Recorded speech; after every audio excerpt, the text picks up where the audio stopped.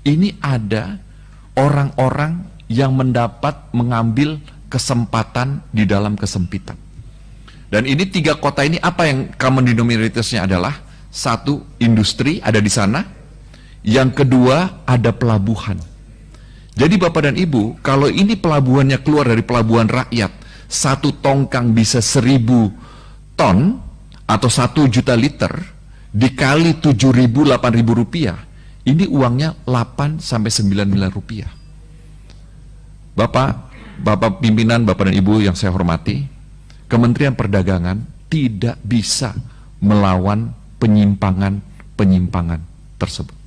Jadi Bapak dan Ibu, yang terjadi adalah ketika kebanyakan daripada minyak ini tidak bisa dipertanggungjawabkan, makanya terjadilah kemiringan-kemiringan tersebut. Jadi pelajaran yang kami dapat dari sini adalah ketika harga berbeda melawan pasar segitu tinggi, dengan permohonan maaf, Kementerian Perdagangan tidak dapat mengontrol. Karena ini sifat manusia yang rakus dan jahat. Oleh sebab itu Bapak dan Ibu,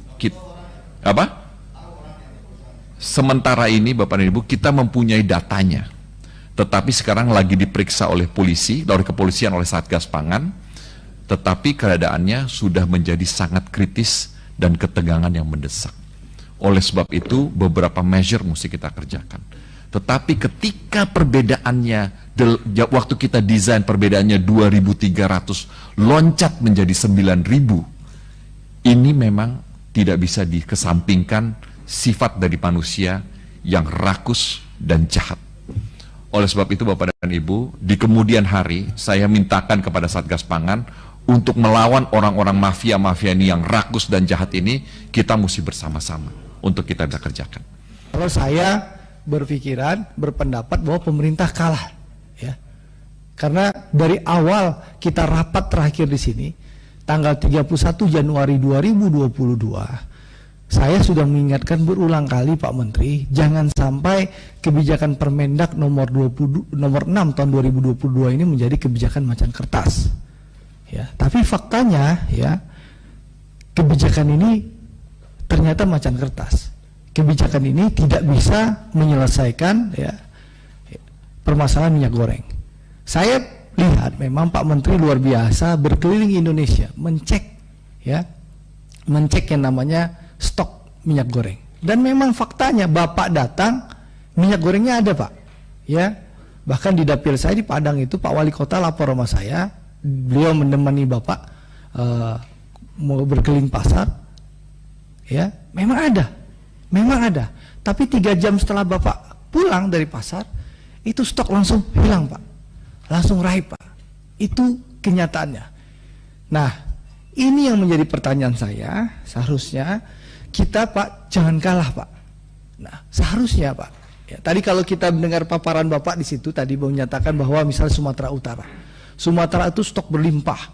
Nah, seharusnya Pak pemerintah itu dengan Permendak nomor 6 tahun 2022 tinggal memutuskan, Anda perusahaan produsen CPO, perusahaan A diwajibkan DMO dan DPO ke perusahaan minyak goreng A. Misalnya tanggung jawab untuk 1 provinsi. Nah, kalau nggak jalan kita cek. Kalau CPO-nya nggak jalan, ya pemerintah, bukan Bapak sendiri ya, memang kewenangan Mendak terbatas. Pemerintah harus berani cabut HGU-nya pengusaha kelapa sawit itu. Ya, kalau tidak mengirimkan DMO dan DPO-nya ke perusahaan minyak goreng. Nah, perusahaan minyak goreng pun juga harus dicabut izinnya. Kalau memang tidak memproduksi sesuai kepentingan rakyat, Pak. Itu yang harus dilakukan pemerintah. Karena mohon maaf, Pak, kita sudah 6 bulan membahas ini, akhirnya ujung-ujungnya kita kalah, Pak. Kita kembali ke maunya pengusaha, ya, bukan maunya rakyat. Ya, faktanya kita kalah. Pemerintah kalah dengan pengusaha. Itu faktanya, Pak. Ya. Lalu Pak, dan dalam 6 bulan ini bukan hanya pemerintah kalah, tapi juga kita juga timbul korban, Pak. Ada ibu-ibu yang meninggal di Berau karena ngantri minyak goreng. Ini pukulan besar bagi pemerintah dan juga bagi kami di DPR, Pak. Jangan sampai kami berteriak-teriak 6 bulan, memberikan usulan, memberikan masukan sama Bapak, itu juga mubazir. Nah, untuk itu Pak Menteri, seharusnya pemerintah mengambil langkah lebih tegas, ya, bukan mengalah terhadap perusahaan-perusahaan produsen kelapa sawit yang jelas menikmati untung luar biasa. $700 saja mereka sudah untung, Pak. Apalagi sekarang, gitu loh. Mereka sudah kaya raya, konglomerasi. Ya, masa tidak mau rugi sih 20% untuk kepentingan rakyat? Itu yang jadi tuntutan kita. Seharusnya pemerintah konsisten di situ, Pak. Tidak kalah dengan dengan pengusaha-pengusaha itu. Gitu. Kalau Pak Menteri butuh revisi undang-undang, kita di Komisi 6 siap memberikan dukungan politik. Apalagi kalau kita dengar cerita Bapak tadi, ya Menteri Perdagangan sudah jadi macan kertas. Semua di Menperin, semua di Menko Perekonomian. Untuk apa ada Menteri Perdagangan lagi? Kalau semua dibawa ke ratas Menko Perekonomian, seharusnya Menko Perekonomian yang hadir di sini, duduk bersama kami, Pak. Bukan Bapak yang jadi sasaran tembak aja, itu loh. Ini saya usulkan Pak Pimpinan, kita harus bahas kembali gimana Menperin itu bisa bareng sama kita, ya. Iya betul. Jangan sampai kita berapat aja sepihak, ya nggak komprehensif.